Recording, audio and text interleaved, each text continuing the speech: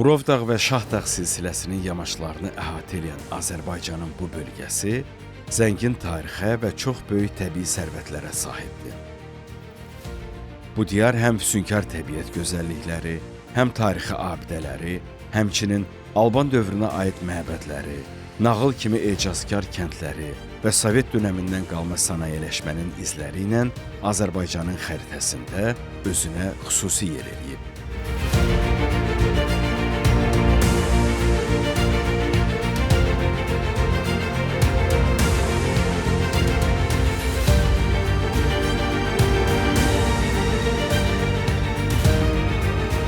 Ərazisi dağlıq və dağətəyi zonalardan ibarət olan bu bölgə Azərbaycanın qərbində, Kiçik Qafqaz dağlarının şimal-şərqində yerləşir.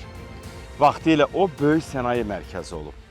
Bölgənin bəzi yerlərində görəcəyiniz dəmir kanat yolları məhz o dövrün nişanəsidir. O həm də çox qiymətli və dəyərli turistik bölgədir. Torpağının altı da, üstü də sərvət olan bu diyar Daşkəsəndir. Onu tanımaq və kəşf eləmək üçün buradayıq. Salam Daşkəsən.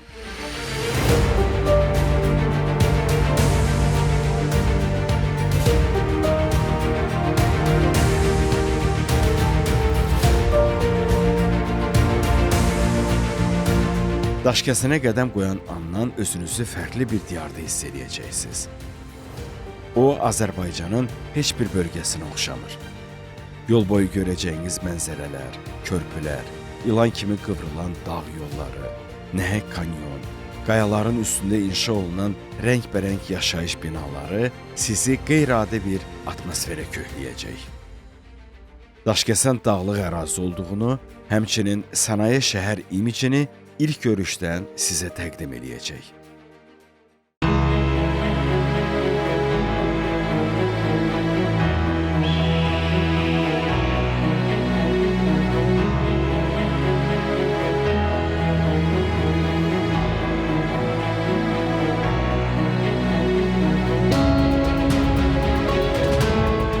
Daşkəsən rayonu 1930-cu ildə inzibati ərazi kimi yaradılıb. Rayonun mərkəzi olan Daşkəsən şəhərinin əsası 1948-ci ildə qoyulub.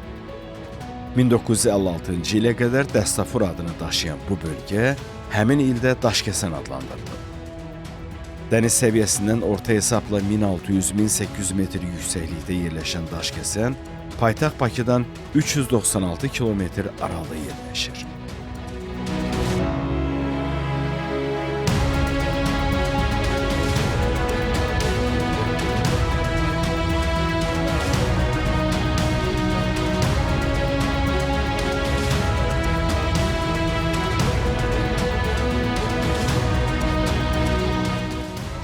Bu bölgədə iqlim əsasən mülayim dağlıq iqlimi tipinə aiddir. Qış ayları soyuq və qarlı, yay ayları isə mülayim sərin keçir. Bu da onun turistik bölgə kimi cazibəsini artırır.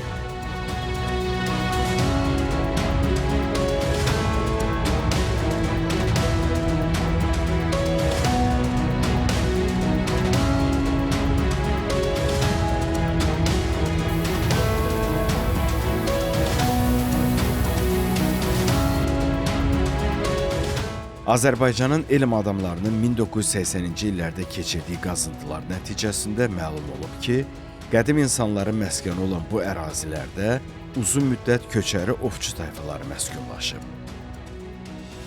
Erkən orta əsrlərdə isə Daşkəsən indiki Qafqaz Albaniyasının tərkibində olub.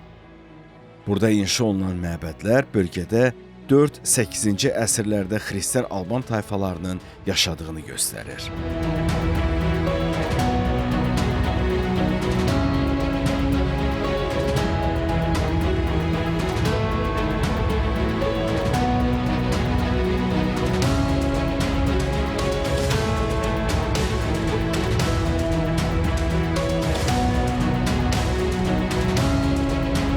Daşkəsən adı daşqıran, daşkəsən və ya daş çıxarılan yer mənasındadır.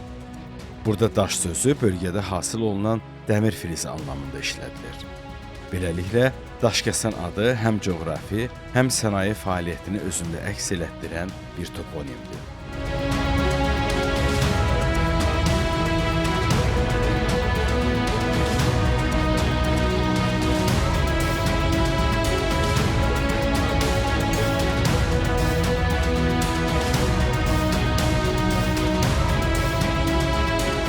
Daşkəsən rayon kimi əsasən dəmir filizi yataqlarının istifadəyə verilməsi ilə əlaqədar salınıb.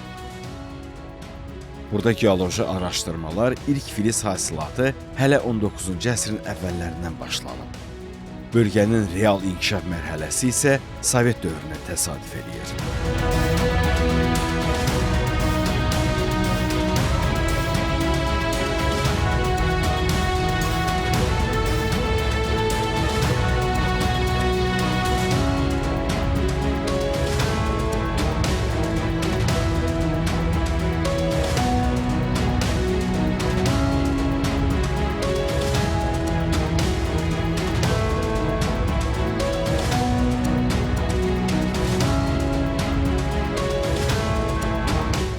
Daşkəsən təbii ehtiyatları ilə çox zəngin bir bölgədir.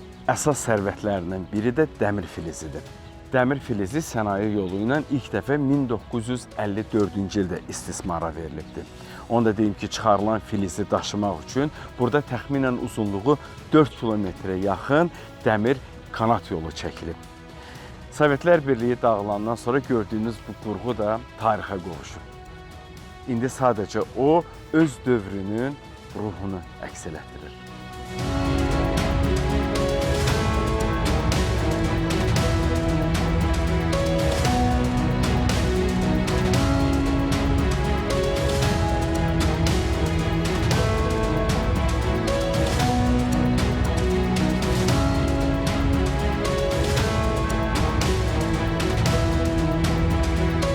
Filiz yataqlarının geniş istismarı dövründə Daşkəsəndə kilometrlərlə uzanan dəmir kanat yolu salınıb. Hətta çox çəkmədən bu kanat yolu bölgənin rəmzlərindən birinə çevrilib.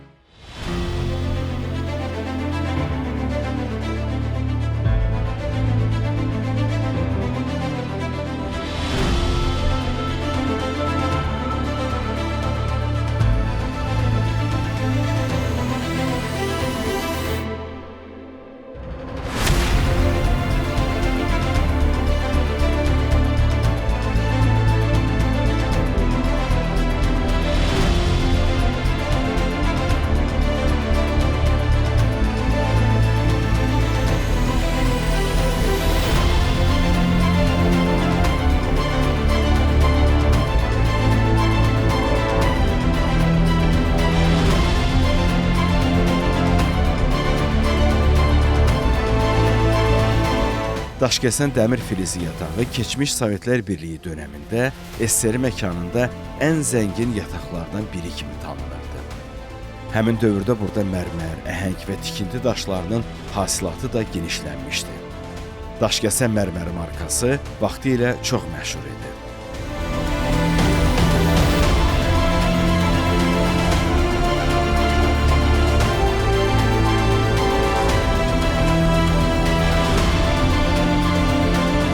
Azərbaycanda çox məşhur olan gördüyünüz bu dəmir kanat yolu Daşkəsənin əvvəllər mərkəzindən keçirdi. İndi cəmi 2 kəndin ərazisində qalıb. Onlardan biri Alunit dağ qəsəbəsidir, o birisi isə Kəmərqaya kəndidir.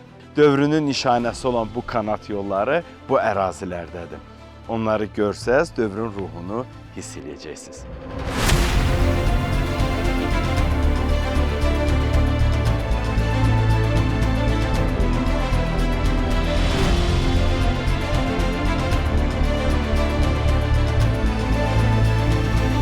1990-cı illərin əvvəllərində SSR-nin dağılması ilə iqtisadi geriləmə yaşansa da, hazırda bölgədə əsasən mərmər, qızıl, mis, əhəng və dəmir filizinin hasilatı davam edir.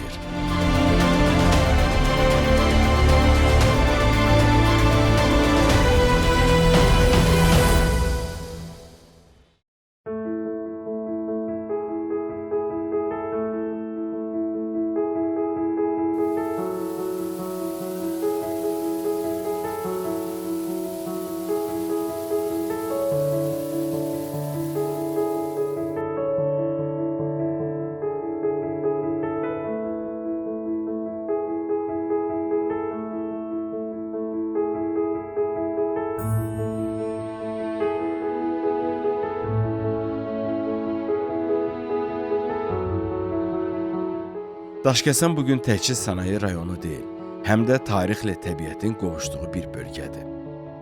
O, iqlimi, flora və faunası, həmçinin su ehtiyatları baxımından da çox unikal bölgədir.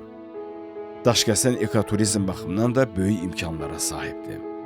Onun təbiəti də zəngin meşə örtüyü ilə fərqlənir. Ümumi əraziyə nisbətdə meşəlik sahələr təxminən 24% təşkil edir. Tədqiqatlara əsasən Daşkəsənin meşələrində 500-dən çox ali bitki növü qeydə alınıb ki, onlardan bir neçəsi nadir və endemikdir.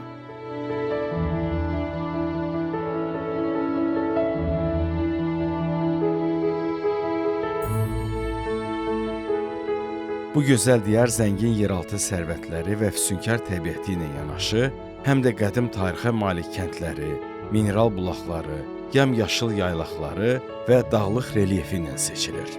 Daşkəsənin mərkəzindən təxminən 18 kilometr məsafədə, bölgənin dağlıq ərazisində yerləşən Qabaqtəpə kəndi tarixi baxımından əhəmiyyətli yaşayış yerlərindən biridir. Kəndin adı coğrafi mövqeyi ilə bağlıdır. Qabaqda yerləşən təpə mənasındadır. Qabaqtəpə çayının hər iki sahilində yerləşən kənd qədim memarlıq abidələri, Alban məbədləri ilə diqqət çəkir.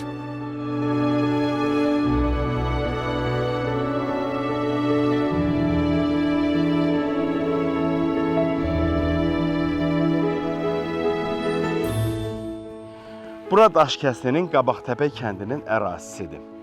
O adını yaxınlıqdakı dağın adından götürüb. Kəndin girişində, yolun qırağında belə bir möhtəşəm və unikal Alban abidəsi var. Mütəxəssislər onu 14-15-ci əsrə aid edirlər. Məbəd öz dövrünün ruhunu heç bir müdaxilə olmadan demək olar ki, necə var, eləcə də qoruyub saxlayıb.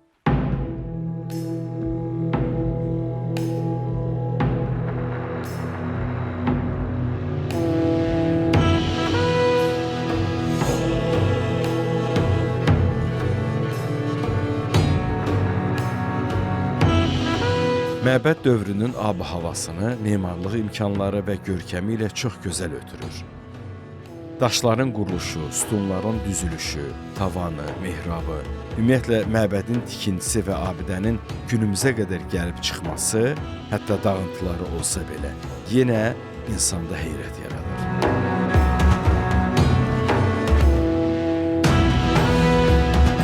Bu məbəd üç nefli, düzbucaqlı bazilikadır. O çöldən yığcam görünsə də, içərdən çox möhtəşəmdir.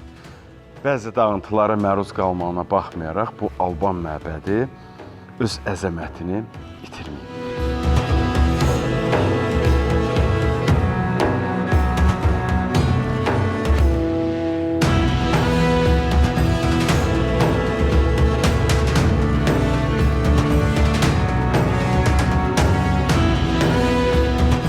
Dağlara söykənən qərb tərəfdən meşələrlə əhatə olunan Qabaqtəpə kəndi Daşkəsənin böyük ərazilərə sahib kəndlərindən biridir. Kəndi meşəlik ərazilərdə müxtəlif adlardan ibarət onlarla gür çeşməli, şəffaf, müalicəvi əhəmiyyəti olan bulaqlar var. Onların sorağı ilə başqa kəndlərdən də bura sakinlər gəlir. Belə bulaqlardan birinin ayağına getmək üçün dağların, meşələrin arası ilə bir xeyli yol getdik.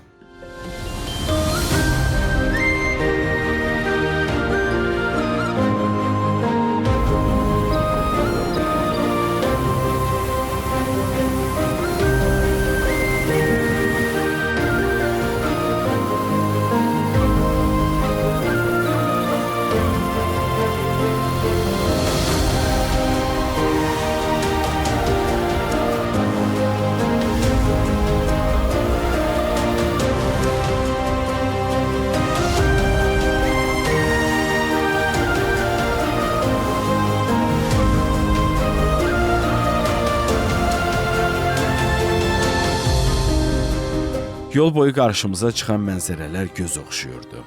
Çayın qırağında piknik quranlar, qalın və seyrək meşənin heyran edici yaşıllığı, yaylaqlardan gəlib yolumuzdan keçən sürülər, təmiz və sərin hava, bir sözlə gördüyümüz, rastlaşdığımız hər mənzərə səfərimizi bulağa çatana qədər yadda qalan anlara çevirirdi.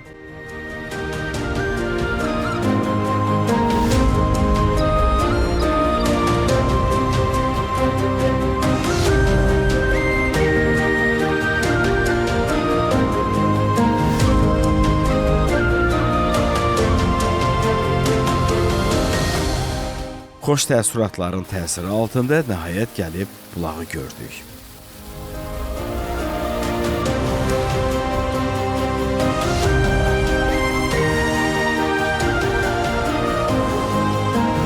Daşkəsəndə mineral tərkibli bulaqlar çoxdur.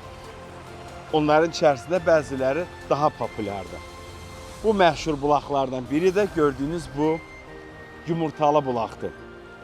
Tərkibi kükürtlüdür və dadı yumurta dadı verir. Ona görə də yerli sakinlər ona yumurtalı bulaq deyirlər. Bulağın xeyri bir yana, onu görməyə gələndə yol boyu görəcəyiniz dağlar, dağ zirvələri, çəmənlər, meşələr, yaylaqlar sizi valeh eləyəcək və bu səfərinizə xüsusi bir rəng qatacaq.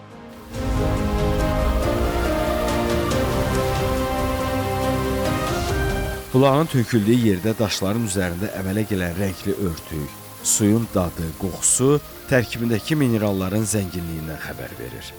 Ümumiyyətlə, Daşkəsəndə mövcud olan mineral tərkibli hər bulağın özünün spesifik dadı və qoxusu var.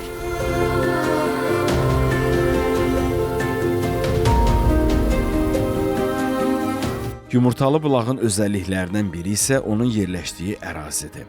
Bulağın düz yanından axan bol sulu dağ çayı, ətrafdakı dağlar, zirvələr onun dəyərini 1-ə 5 artırır. Turizm üçün xarakterik olan bu yerlər olduqca ecazkar təbiət gözəlliyinə sahibdir. Qoşqar, Həsən nənə, Həsən baba, Gülür zirvələri, ucu bucağı görünməyən Qabaqtəpənin yaylaqları bura yolu düşən hər kəsi valeh eləməyə qadirdir.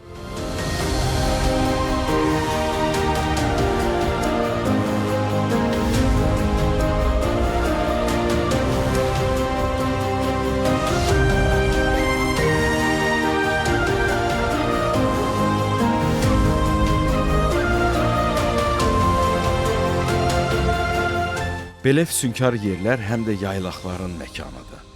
Hər il mövsümündə çobanlar bu yaylaqlara otarmaq üçün minlərlə mal-qara gətirirlər. Yaylaqlara köç eləyən çobanlar və onların ailələri aylarla alaçıqlarda qalırlar. Yolumuza biraz ara verib buradakı sakinlərə söhbətə tutduq. Qonaqsevər sakinlər bizi bu dağlardan yığılan faydalı dərman bitkilərindən hazırlanan çaya qonaq elədilər. Söhbətimiz də şirin alındı.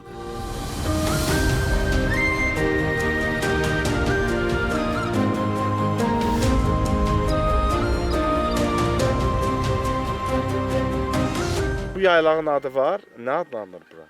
Daşkəsən rayonunun Qaşqar çayın Şəmkiri yaylağı bura. Siz nə vaxt gəlirsiniz, nə vaxt gedirsiniz?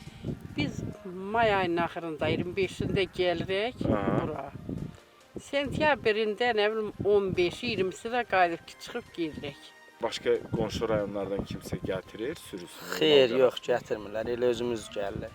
Neçə ildir gəlirsiniz? 4 ildir gəlirlər. Mənim özüm 4 il. Aha, 4 ildir. Burada neçə ailə var belə? Bir olar hardasa bir 10 dənə çoban. Siz qonşusuz, tanışsınız, qohumsuz? Hamı kəndçi, qohum, tanış, dost.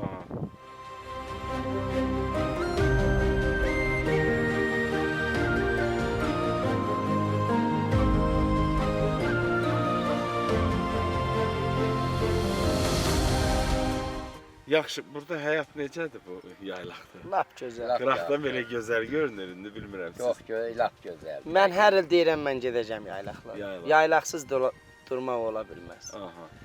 Aran istidir, aranda durmaq olmur. Amma bura gəlirsən, təmiz hava, təmiz məhsul tutursan, yağ, pendir. Məhsulunu tutub aparıb aranda rahatda yeyirsən qış. Yığdığınız məhsul hansı? Bəli, yığdığımızı yığıraq, yığmadığımızı satıraq da belə. Hə, satıraq. Buradan gəlib alırlar yoxsa aparıb siz? Burada da gəlib alırlar. Gəlib alanı alır. Yağ alırlar, pendir alırlar, çolp alırlar, qaz alırlar. Hunduşka alırlar, quzu alırlar, dana, mal nə desən alırlar.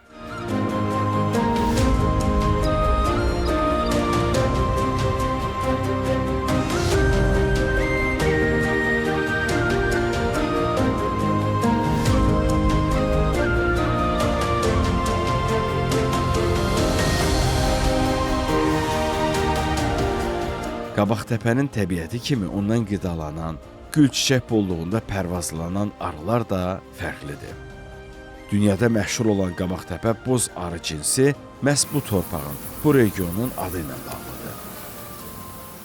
Daşkəsənin Qabaqtəpə kəndində bir arı növü var ki, dünyada ondan yoxdur. Adına da boz arı deyirlər. Məzahir müəllimin həyətində bu arılardan çoxdur. Məzahir müəllim, bu arıların xüsusiyyəti nədir? Bu arılar məsələ o başqa arılarla götürəndə bunlarda yük götürmə qabiliyyəti, bir də ki, xortum məsələsi var. Əksər bir çiçəkdən bu yerli sort arı götürə bilir, amma o birisi arılar götürə bilmir. Bu arılar sövqə davamatlıdır. Amma o birisi arılarla eyni bir yerə qoy, baxacaqsan ki, ondan işləmirlər, amma bu yerli sort üzrə işləyir. Soyuq bir havada da bu arı işləyir. Bu arı növü təkcə Qabaqtəpə kəndindədir və ya təkcə sizin həyətdədir? İndi məsələ kənddir, olanı da var, amma çoxu baxsan ki, dəyişkənlik var, dəyişir.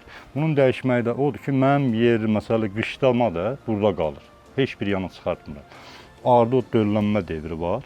Məsələ çıxır, o döllənmə devrində o yerli sortlar, məsələ biraz pampaqlıq olur. Bu met sortu cıvraq olur. Döllənmədə əksər bir şeydə görürsən ki, onunla döl götürür. Onunla da nə qədər dəyişkənlik get-gedə elə bir ki, demək olar ki, gen dəyişir arının.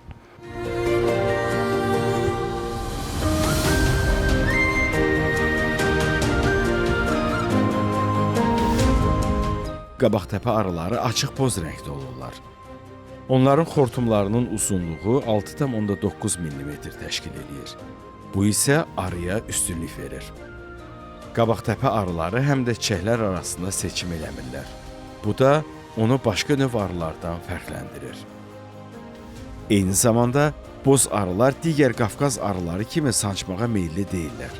Bu isə arıçılara üz toru taxmadan işləmələrinə imkan verir.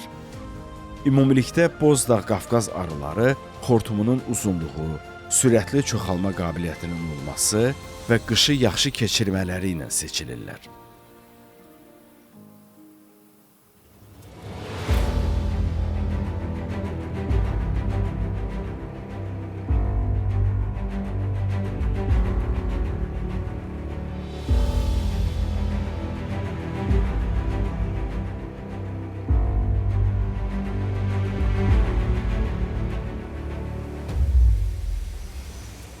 Təmiz hava, yaşıllığın bol olması, zəngin fauna və Murovdağ silsiləsi boyunca uzanan meşə massivləri yay aylarında təbiət həvəskarlarını Daşkəsənə cəlb edir. Xoşbulaq kəndi bu gözəlliklərin tam mərkəzindədir.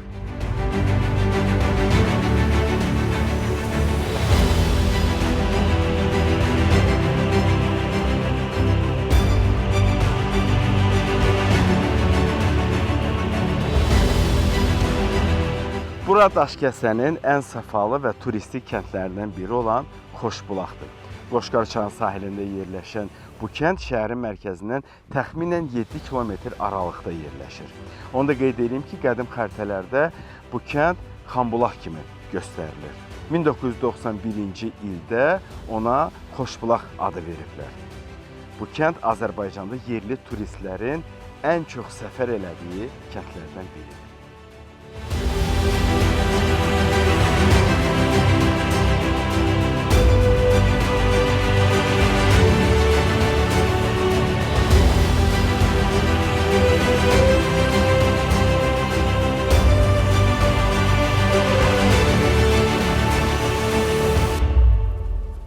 Xoşbulaq kəndi dağlıq ərazidə yerləşən sakit və təbiətə yaxın yaşayış yeridir. Havasına və turizm imkanlarına görə kənddə günün istənilən saatında həyat qaynayır. Xoşbulaq kəndində axşam saat 9-dan sonra hava o qədər soyuq olur ki, üst geyimsiz, pencəksiz bayırda çox oturmaq mümkün deyil. Belə hava yayın ən isti aylarında belə yaşanır. Bu da yerli və xarici turistləri cəlb edən amillərdən biri, bəlkə də birincisidir.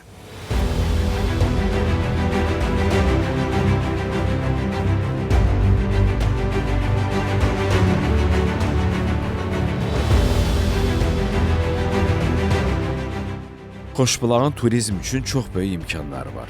Eyni zamanda dağın ətəyində yerləşən Xoşbulaq yay aylarında şəhərdən uzaq, təmiz hava, sərin bulaq suyu, gəzinti və istirahət üçün turistlərə görə ideal məkandır.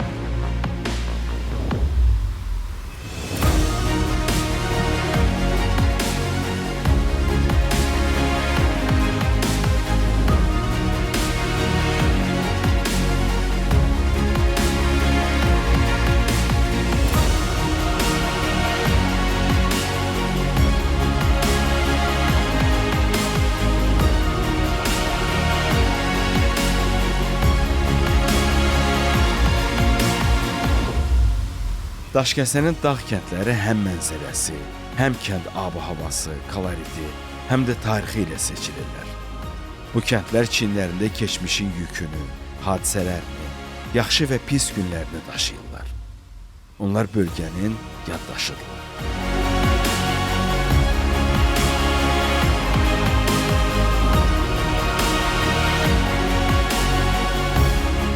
Daşkəsənin keçmişini, yaddaşını yaşadan kəndlərdən biri də Dəstəfurdur.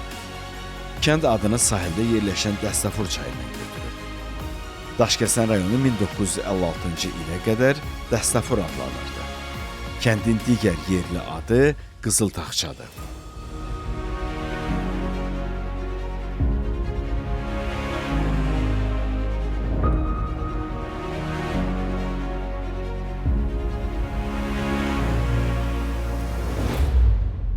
Kəndin ərazisində bir neçə qədim abidə var. Ən məşhur abidəsi Dəstəfur Bazilikası adlanan erkən xristian dövrünə aid kilsədir. Bu bazilika Qafqaz Albaniyasının memarlıq nümunələrindən biridir və 4-6-cı əsrlərə aid olduğu ehtimal olunur. Bazilikanın inşasında çaydaşı və əhəng məhlulu istifadə olunur.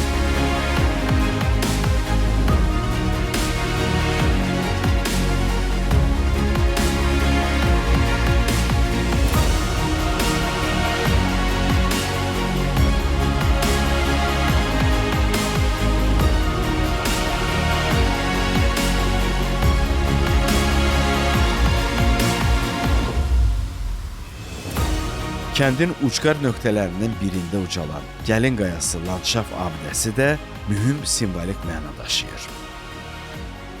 Hündür dağın başında yerləşən abidəni görmək üçün dağ cığırları ilə təxminən 25 dəqiqəlik yol qalxdıq.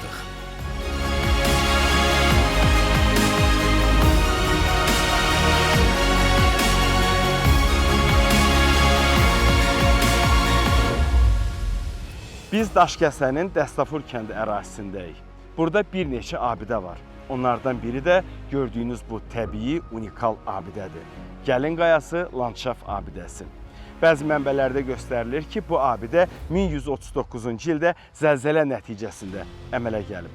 Dəniz səviyyəsindən 2364 metr hündürlükdə yerləşən bu abidə fədakarlıq və müdriklik rəmzidir.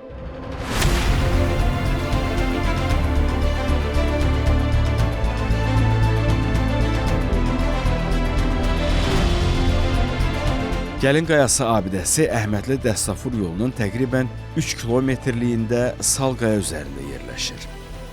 El arasında daşa çevrilmiş gəlin haqqında rəvayətlərlə əlaqələndirilən abidə demək olar ki, o qədər də böyük olmayan 3 qaya parçasının üzərində dayanır. Dağın sinəsində ətraf mühitlə harmoniyada ucalan, insan siluetini xatırladan bu iri qaya parçası möcüzəvi duruşu ilə insanda heyrət yaradır. Buradan ətrafa açılan mənzərə isə valeh edicidir.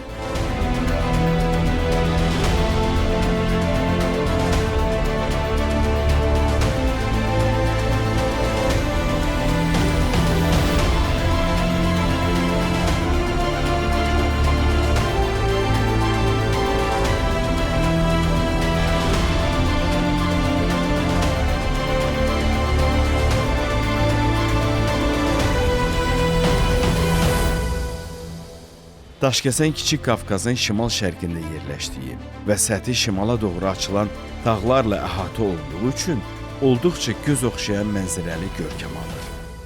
O, bu gözəlliyi ağuşuna aldığı kəndlərlə də bölüşür. Ona görə də Daşkəsəndə kəndlər bir-birindən gözəl və səfalıdır. Gözəlliyini kəşf eləmək üçün seyrinə çıxdığımız Bayan kəndi Daşkəsənin mərkəzindən 25 kilometr aralıda yerləşir. O, mədəniyyət və tarix baxımından zəngin kənddir. Burada bir çox tarixi məbədlər yerləşir.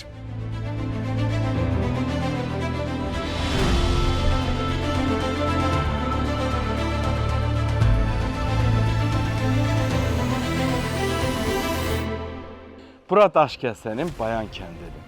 Vaxtilə burada mədənlər fəaliyyət göstərib.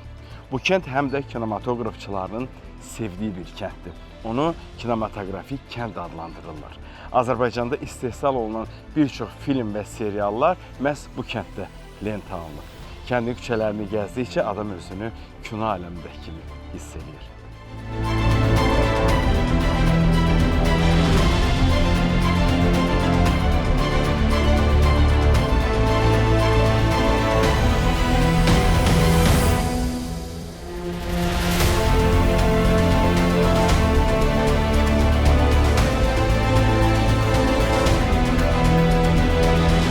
Kəndin adı türkçə bayan, varlı, zəngin sözündən irəli gəlir və ərazi olaraq münbit torpaq sahələrini, bol su mənbələrini ifadə edir.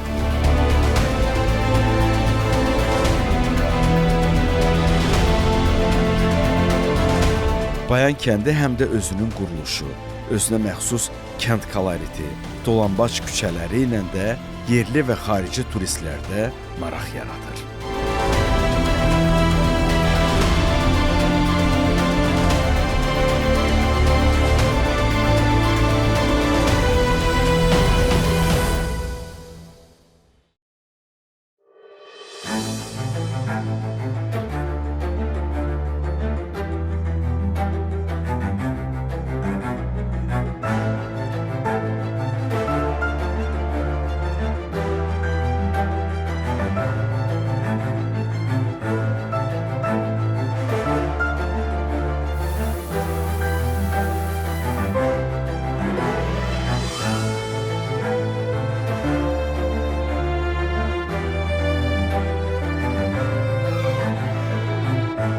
Daşkəsəndə olanda gözəllikləri ilə seçilən bir neçə kəndin seyrinə çıxdıq. Onlardan biri də Əmirvar kəndi oldu. Bu kənd Daşkəsənin erkən orta əsr dövrünə aid memarlıq izlərini qoruyub saxlayan ərazilərdən biri kimi tanınır. Bəzi tədqiqatçılar Əmirvar adının qədim türk tayfa adlarından gəlməsini qeyd edirlər.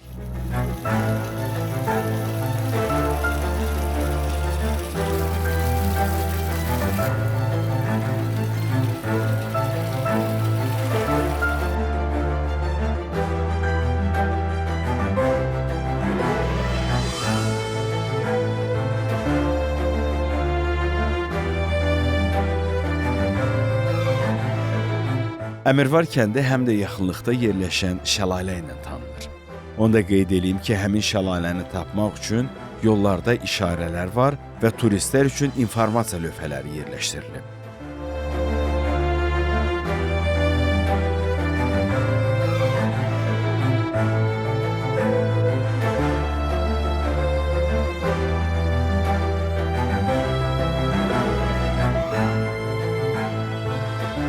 Şəlaləyə qədər Əmirvar kəndini piyada gəzib görəndə onun ruhunu daha yaxşı duyursan.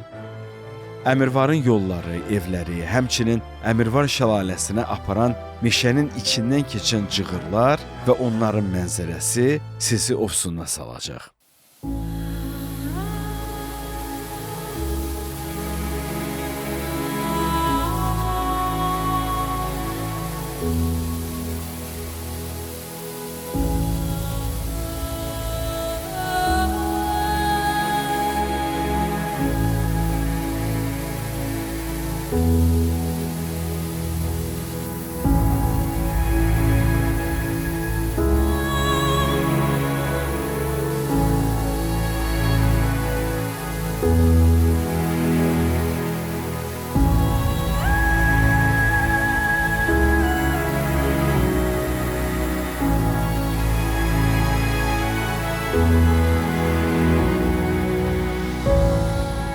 Daşkəsənin səfalı kəndlərindən biri də Əmirvardır. Hal-hazırda biz onun ərazisindəyik. Onun gəzməli, görməli yerləri çoxdur. Amma ən gözəli və əl çatanı Əmirvar şəlaləsidir. Yerli sakinlər ona şırşır deyir. Bura yol meşənin içindən keçir. Əsl mənzərəli hiking marşrutudur. Daşkəsənə gələndə mütləq Əmirvar kəndinin və Əmirvar şəlaləsinin seyrinə gəlin. Məsləhətdir.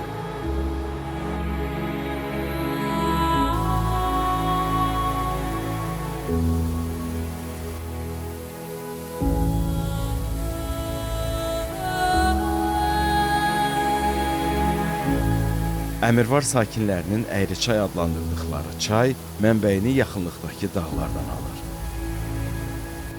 Əyriçay yaz aylarında bol sulu olur. Dar dərədə sıxılan Əyriçayın sal qayaların arasından keçib aşağı töküldüyü yerdə gördüyünüz bu Əmirvar şəlaləsi yaranır. Bu yer piknik qurmaq, təbiət qoynunda dincəlmək üçün ideal məkandır. Təsadüfi deyil ki, mövsümündə bura hər gün yüzlərlə yerli və xarici turistlər gəlir.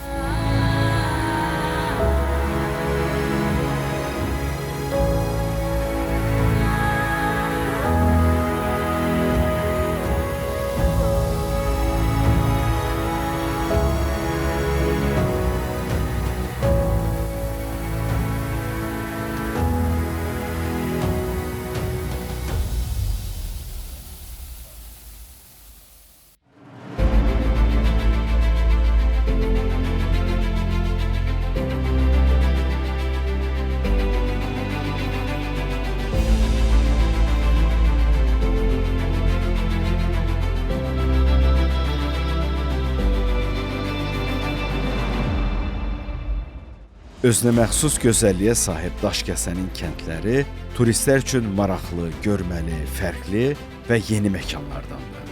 Daşkəsəni əhatə edən dağ zirvələri də turistləri maqnit kimi özünə çəkir. Bu zirvələr bölgənin cazibəsini qat-qat artırır. Daşkəsən ərazisində yerləşən çox məşhur olan zirvələrdən birini, Qoşqar dağının zirvəsini kəşf etmək qərarına gəldik. Amma əvvəlcə bizi zirvəyə aparacaq bələdçini tapdıq.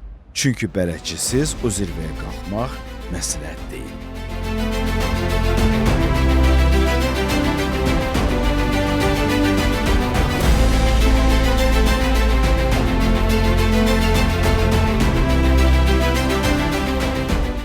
Qoşqar dağı yüksəkliyi və əzəməti ilə seçilən Azərbaycanda məşhur dağlardan biridir. Bənzərsiz landşaftı və dəyişkən iqlimi ilə seçilən Qoşqarın yamaçları, yaylaqlar, otlaqlar və təmiz bulaqlarla zəngindir.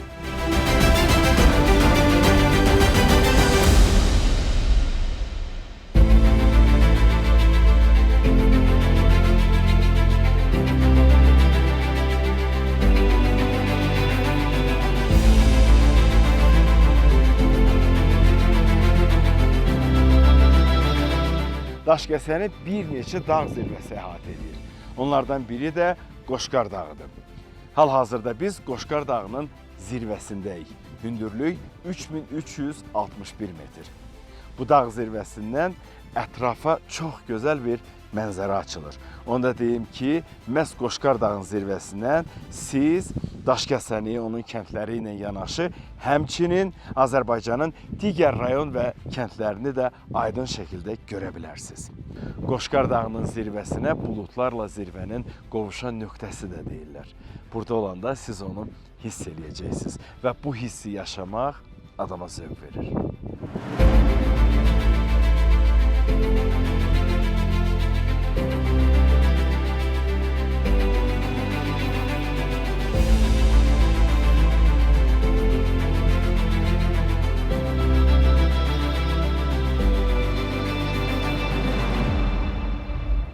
Qoşqar adının etimologiyası həm iki zirvəli dağ mənasında, həm də bəzi tədqiqatçılar tərəfindən qoş 2, qarlı yer kimi yoxsulur və iki başlı qarlı dağ anlamını verir.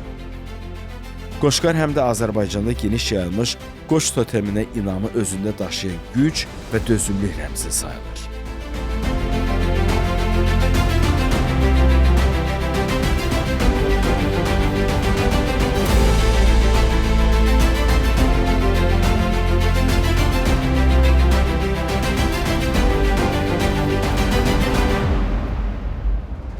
Zirvədə el arasında müqəddəs ocaq, pir kimi tanınan ziyarətgah da var. Burada bir övliyanın dəfn olunduğu qeyd olunur. Bəzən yerli sakinlər burada dini rituallar da keçirirlər. Bu ziyarətgaha əsasən yay aylarında gəlirlər.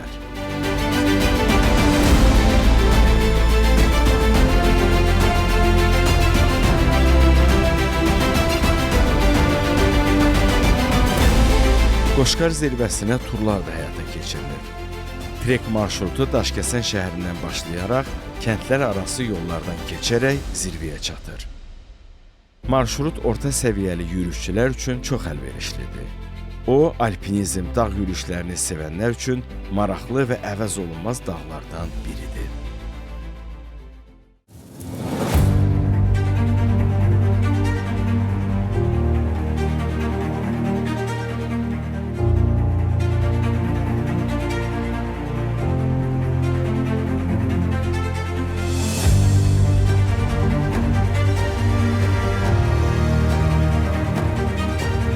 Tarixin bir çox hadisələrinə şahidlik edən Qoşqar dağı təkcə yüksəklik deyil. Qoşqar dağı həm təbiət gözəlliyi, həm tarixi, həm də mifoloji zənginliyi ilə seçilən Azərbaycanın qiymətli təbiət abidələrindən biridir. Bir neçə dağ zirvələrini başına toplayan, Azərbaycanın bir çox kənd və şəhərlərinin kürəyini söykədiyi bu qocaman dağ kəşf elədiyimiz və aşiq olduğumuz ən gözəl dağlardan biri oldu.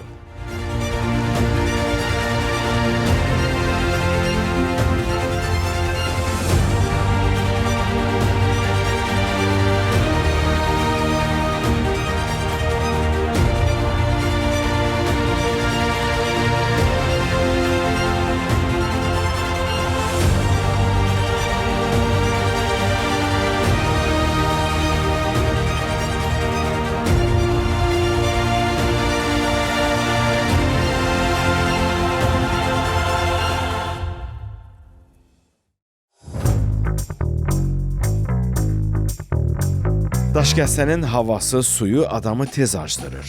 Burada belə deyirlər və bu həqiqətdir. Burada olanda siz də bunun şahidi olacaqsınız. Məhz ona görə Daşkəsən mətbəxi tezbazar bişirilən yeməklərlə zəngindir. Amma Daşkəsən mətbəxinin bir neçə təam var ki, onları bişirəndə tələsmək olmaz. Bunlar əsasən ət yeməkləridir. Daşkəsənin mətbəxində çoxlu dadlı təamlar var. Bugün onlardan ikisini sizə təqdim edəcəyik və bütün bunları bizə Çərkəz müəllim hazırlayacaq. Çərkəz müəllim, salam. Aleyküm salam, xoş gəldiniz. Çox sağ olun. Bu günləri nə hazırlayacaq? Dananın bel ətindən bastırma, quzunun ətindən buğlama. Çərkəz müəllim, bunları hazırlamaq üçün bizə nə lazımdır? Bastırmanı hazırlamaq üçün lazımdır duz, istot, soğan, kək otu. Quzunun ətini qazanda o sifarişə baxır, zövqə baxır. Ya sarımsaqla, ya kək otu ilə tuz vururuq, soğan vururuq, ya kək otu vururuq, veririk müştəriyə. Buğlama suda pişirsə, bu sonradan hazır versiyası sulu olur, yoxsa az sulu olur? O, yenə müştərinin zövqü ilə az da ola bilər. Müştəri var ki, deyir, o biraz suyu artıq olsun, stəkanlar da verin, onu biz içək. Bunlar mövsümi yeməklərdir, yoxsa istənilən mövsümdə bunları yemək olar? Bunlar hər zaman yeyilən xörəkdir, amma biz qış mövsümündə işləmirik. Orada qar olduğuna görə qonaqlar gəlmir, ancaq yay mövsümündə işləyirik. Birinci nədən başlayaq? Birinci buğlamanı qoyaq üstünə, çünki buğlama biraz geç pişəcək, ondan sonra onu bastırmanı pişirək. Onda başlayaq. Başlayaq.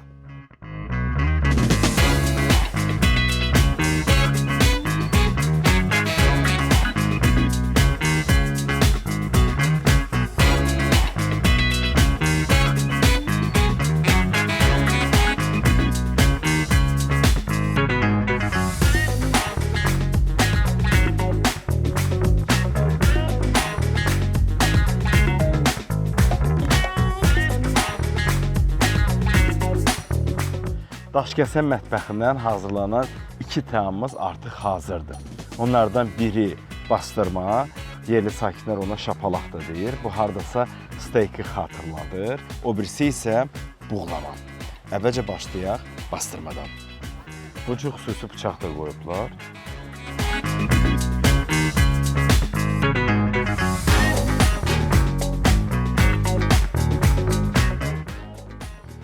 Ət yumuşaq. Çünki 3 gün əti, necə deyirlər, bastırırlar. Onu xüsusi formada saxlayırlar. Ona görə ət yumuşaq olur. İndi isə buğlamandan da baxaq.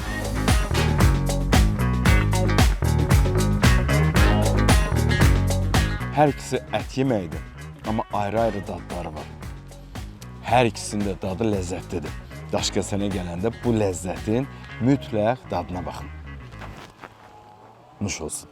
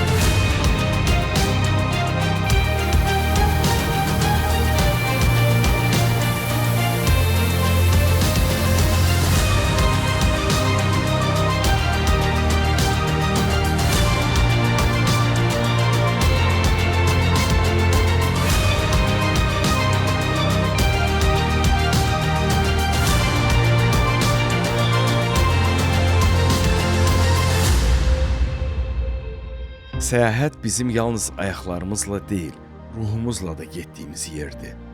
Daşkəsən kimi. Burada görəcəyiniz təbiət sizə bir huzur, bir rahatlıq verəcək. Burada ruhunuz dincələcək sözləri də tam yerinə düşür.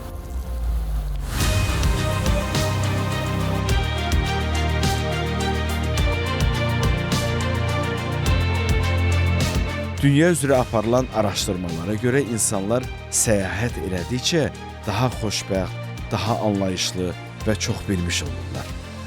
Azərbaycanda da misal var. Çox gəzən, çox bilən. Bildiklərimizlə tək dünyanı deyil, elə özümüzü də kəşf edirik. Dəyişirik, yenilənirik. Daşkəsəndə olduğu kimi. O da dəyişir, yenilənir və bunu gələn hər qonağa ürək açıqlığı ilə ötürür. Bura Daşkəsənin Şəmkirli yaylarıdır. Ha vaxt gəlsəniz gözünüz üstə yeriniz var.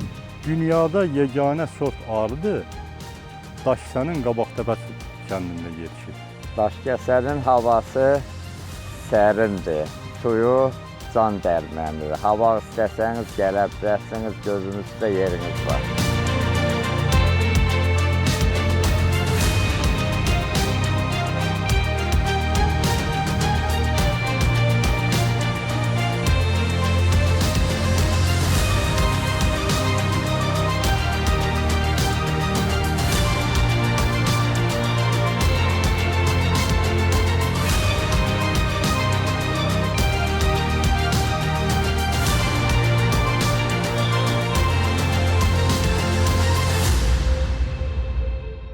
Murovdağ silsiləsində yerləşən Daşkəsən təbiəti, havası, suyu, insanları, kəndləri ilə sizi valeh eləyəcək.